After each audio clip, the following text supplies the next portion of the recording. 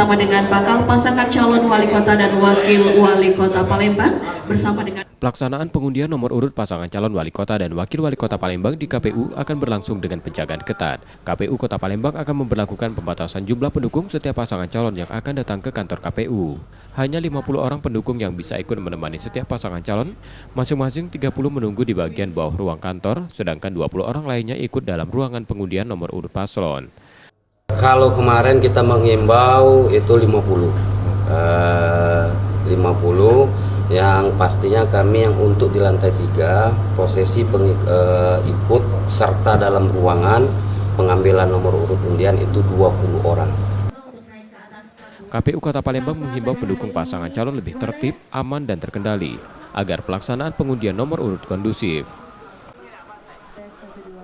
Nur Muhammad, Kompas TV, Palembang, Sumatera Selatan.